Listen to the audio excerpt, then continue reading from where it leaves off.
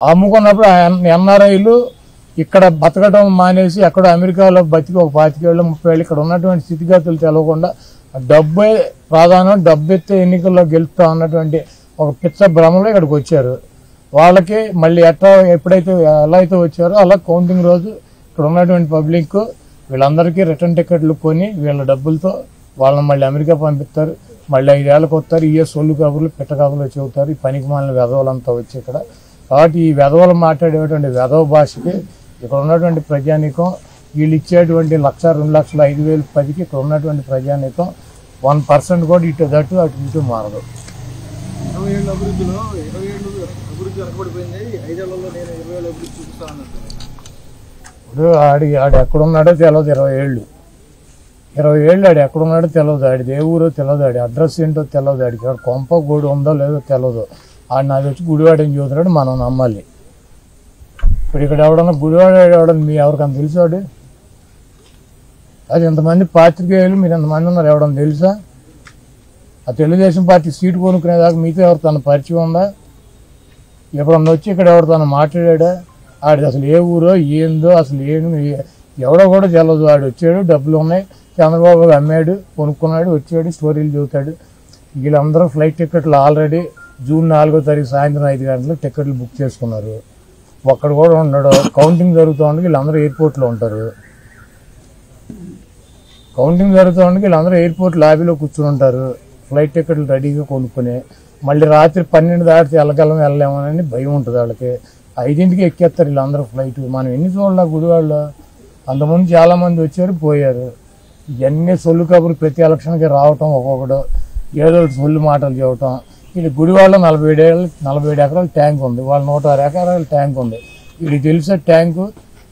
మొన్న వెళ్ళి నేను ట్యాంక్లో నీళ్లు ఉన్నాయో లేవు సొత్తకి కారు తాళం ఇచ్చి చెరువు దగ్గరికి వెళ్ళమంటే వీడు వెళ్ళగలడు. ఇటు చెరువు ఎక్కడ ఉందో తెలుసా? వీడి వాటర్ ట్యాంకులు ఎక్కడ ఉన్నాయో తెలుసా? ఏ పైప్ పెట్టి వెళ్తుందో తెలుసా? ఈ పలానా ఊరు అని చెప్పకపోతే పలానా ఊరు వెళ్ళమంటే కారు తాళాలు ఇచ్చి వెళ్ళగలడా? ఎవడో నీ పోటాడు నా పోటాడు ఎక్కించుకెళ్ళి సార్ ఇదే సార్ ఊరు అంటే పక్క కాన్స్టిట్యున్సీకి తీసుకెళ్ళినా కూడా గబుక్కుంది అందరికి దండాలు పెడతారు. ఇటువంటి వేదవులందరూ కలిసి డబ్బులు పెట్టి ఇక్కడ ఏం బొచ్చు పీకేది. ఇక్కడ అంత అమాయకులు ఎవడూ లేడు.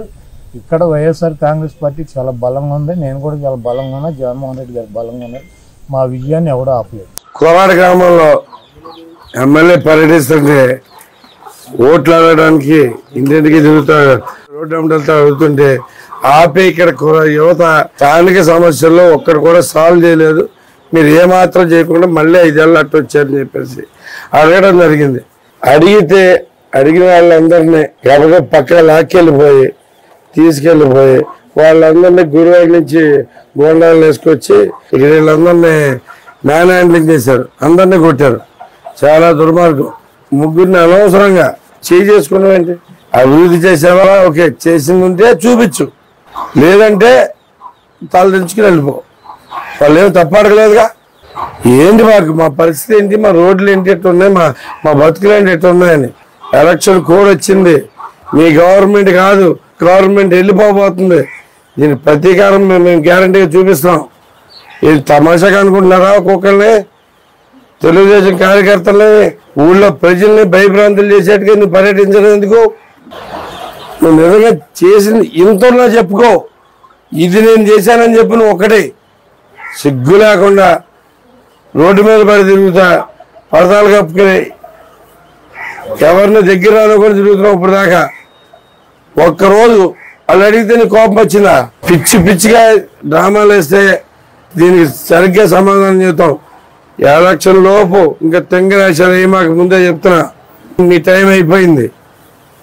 మళ్ళీ ఇంకోసారి ఇలాంటి రిపీట్ అయితే మాత్రం యాక్షన్ చాలా సివియర్గా ఉంటుంది. నువ్వు రోడ్డు ఎమ్మటి తిరగలేవు, ఒక్క వీధి కూడా తిరగలేవు. నేను గ్యారంటీగా చెప్తున్నాను నీకు. వీధి తిరగలేకుండా చేయగలవు. ఊరుకుంటున్నాం కదా తమాషకుందేమో. జనాలను మ్యాన్ హ్యాండ్లింగ్ చేసినా కొడితే మాత్రం ఊరుకోమని చెప్తున్నా. నీకు చేతనైతే నేను ఈ పని చేశాను, మీ ఊర్లో ఈ పని చేశానని చెప్పుకు తిరుగు. సిగ్గులేదు అసలు. మంచివా నువ్వు?